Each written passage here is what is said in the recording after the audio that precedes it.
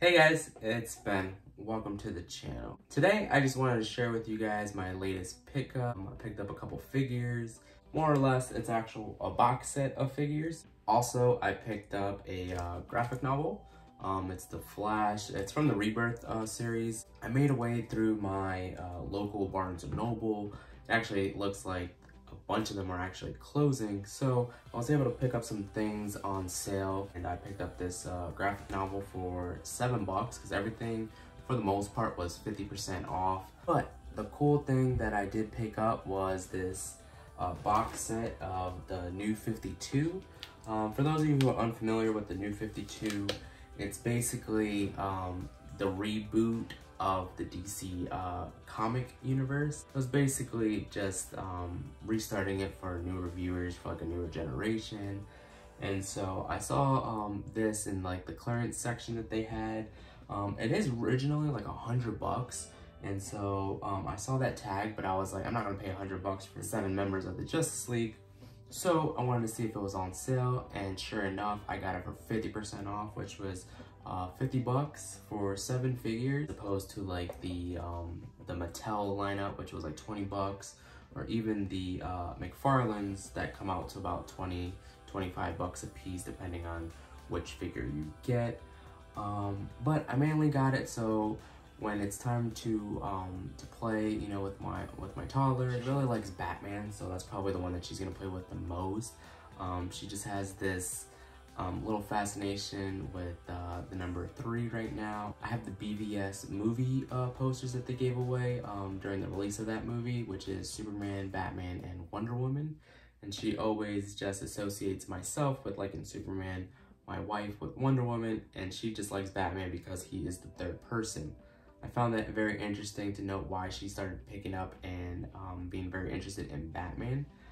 So she has like a Batman stuffed animal and whatnot, but I figured these figures would be cool to play with.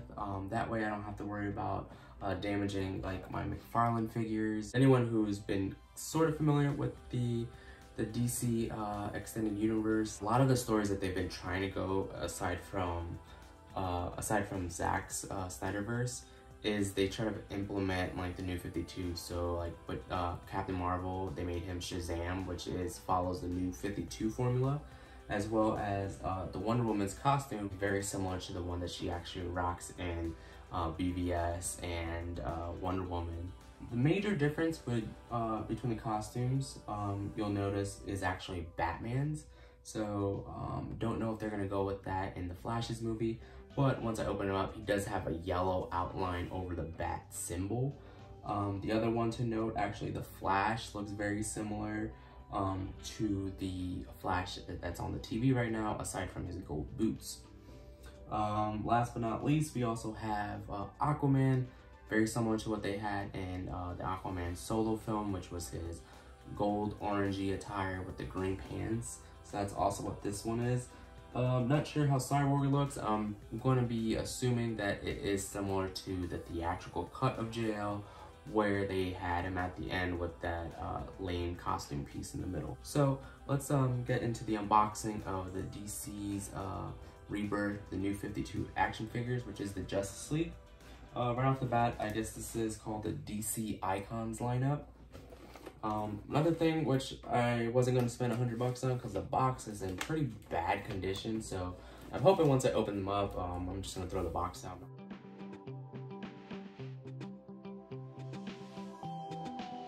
Right off the bat, they feel a lot more plasticky than, say, the McFarlane action figures. They feel very similar to the ones that Mattel did, so for like Shazam or for like the BVS lineup. I never bought any of them because to me they're very cheap plastic.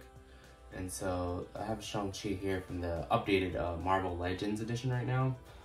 So this is what they feel like. They feel very similar to that. So if anybody's in the market for them, that's what they feel like. We'll say I wouldn't have paid the full $100 for all of them. I know it's a bunch of figures, but I think $50 for the whole set is actually really really doable. I think that's a very nice oh, well, that was unplanned for.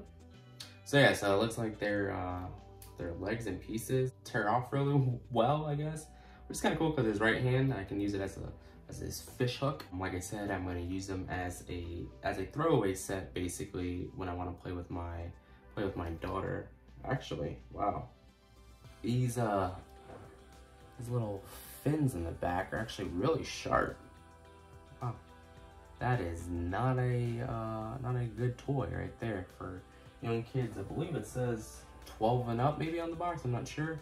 But yeah, wow, these fins he has are actually very sharp on him. So first up, I'll just show you Aquaman. Looks okay. Next up is Batman. He actually looks pretty cool. I'm actually digging the outline, which is like a yellow on the bat symbol. Face looks just like he does in the comic books right now, so that's really good. My other drawback for all the figures is that all of their hands are fists. So I'm assuming that they're all just gonna be punching each other. Boom, boom, you know? Flash looks really cool. This actually looks like what the leaked photos for Ezra Miller's The Flash movie. He has the lightning bolts going all around his actual costume, all through the back, through the legs. It's an okay figure. They're very bendable. I don't know about you guys, but I believe these yellow boots, they only work well for the toy, the comic, and the animated movie. I'm really glad that they did not go with gold boots for Zack Snyder's Flash. I'm hoping they didn't do it for Andy Muschietti's Flash movie, because I don't think these gold boots are going to translate well. And just giving you like a quick comparison, this is what Ezra Miller's Flash looks like. He has his little lightning bolts, and this is what the new 52 Flash looks like. I'm really digging Ezra's Scarlet Red as opposed to the bright red that's on the new 52. In a previous video, I mentioned how I like how he's called the Scarlet Speedster, and he is more Scarlet Red as opposed to the bright red. Next up, let's see. I'll show you guys Hal Jordan's Green Lantern. At least they did a little bit of some detail. They got his ring up in there. It looks like this Green Lantern has a more metallic shine, as you guys can tell off the light. Next up is Cyborg. Very similar to Ray Fisher's Cyborg, where it's just half his face. I'm not sure in the comics how much of him is actually human. In the TV show on not Titans, but well, he was in Titans, but in Doom Patrol, he is more human, I believe, too. His arm is like part human as opposed to being all cyborg or robot-like. I'm not a fan of this. I wouldn't say an outfit because it's not his outfit, it's part of him now, but I really dig in Zack Snyder's Cyborg, you know, physique and just the way it moves and flows and all of that. As opposed to this, it just looks like a metal coating type thing to his body. I guess it's similar to in Doom Patrol. They do the same thing where he's always wearing like a hoodie, and they just really want to show off that chest piece of being comic book accurate, which it's okay. Really wish that Cyborg would have came up with some kind of accessory and whatnot. I will say about all the figures, they don't come with any accessories, so that's kind of a bummer, especially the retail price is pretty high, pretty up there, and I wouldn't have paid $100 for this. Next up, my boy Superman. He also has the S on the back. I feel like the S on his back is really overkill. Because he has the S on his chest, I don't really think they need the S on the back. I know it's very, you know, comic accurate and whatnot. I will say, if you guys notice, it looks very familiar to the CW Superman and Lois outfit that they have, the new updated outfit, which looks really good.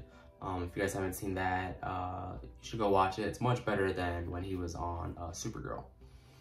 But going back to the character, he has his little curl up there. Superman looks cool. His cape's really plasticky, really flimsy. I would say the characters move really well. And last but not least, is Diana Prince, Wonder Woman. So, like I said, guys, she looks very, very familiar to actually Gal's Wonder Woman outfit. Aside from the long leg attire, because she has more like a boot in the, or like a boot sandal type thing. But as you can see, the lower body is very similar, as well as the chest piece, and even the gauntlets are very similar to Gal's Wonder Woman. Main difference, you can see these stars, and you can see her old Wonder Woman logo in the chest piece area. She really looks good, solid. So for the lineup, I would say my favorite would be Wonder Woman, Batman, and Superman. Those are the Trinity. So those three, I think, look the best. Cyborg, hello, it is what it is. Same thing with Aquaman. So I got the whole team lined up right now. So we got Green Lantern, Batman, Wonder Woman, Superman, Aquaman, Flash, and Cyborg. My least favorite out of the bunch is actually Green Lantern. He just looks so scrawny next to all the other heroes. We got Batman's pretty bulky, same with Superman. Wonder Woman looks fantastic. Aquaman's alright. Flash is very comic book accurate. And Cyborg, he's okay. He's like a throwaway in this lineup. My biggest drawbacks of the DC Icons figures would be that all their hands are fists. None of them have any open hand gestures. None of them come with any type of accessory or hand accessory. For example, Cyborg doesn't come with a plasma cannon. Flash never really has anything but some lightning bolts maybe. Aquaman doesn't have a trident. Wonder Woman doesn't have a sword or a shield or the lasso. Batman doesn't have a grapple gun or a batarang. And Green Lantern, he always has his ring, but he didn't come with the actual Green Lantern that charges his ring. So I would say that is also another takeaway of the DC Icons lineup. Furthermore, I will also say that with the Zack Snyder's Justice League McFarlane action figures, you can tell that Aquaman is like a smidge taller than some of the other characters, because the actor Jason Momoa is a lot taller. And as you can see between the lineup with all of them, that they do have different heights. However, with the DC lineup, for whatever reason, Wonder Woman looks like she is the tallest out of all of them. Superman is pretty short, Batman is short. I think Flash is pretty tall too, he's just hunched over a little bit. If you guys haven't already, please watch the other videos of my unboxings of, Zack Snyder's Justice League action figures. I am getting Superman, Darkseid, and Steppenwolf this weekend. Stay tuned for that video. Comment down below who is your favorite out of the bunch. Also in the comments, guys, let me know if you're excited for the upcoming DC lineup. Myself, I am pretty stoked for hopefully a continuation of the Snyderverse if that happens. If it doesn't, it's okay, but I'm still pretty excited for the slate of movies that they have coming out. Suicide Squad comes out this Friday. Let me know if you guys are gonna watch it. I'll probably catch it on HBO Max, solely because I am more or less supporting the Snyderverse movement still. I'm still holding out hope for David Ayer's cut of the original Suicide Squad. I don't know if you guys have seen his latest posting, but he has gone on record numerous times about how the theatrical cut, or even the director's cut they gave when the movie hit Blu-ray release, is not his version of the film. So I'm not gonna go support the new Suicide Squad movie in theaters. However, I will show my support to the DC fandom by actually watching it on HBO Max. A lot of things happening on the horizon. Next week, actually, Titans Season 3. I'm going to be catching that. As always, guys, thanks for watching. Hit the like button, subscribe to the channel if you haven't done so already, and stay tuned for the next video. Peace.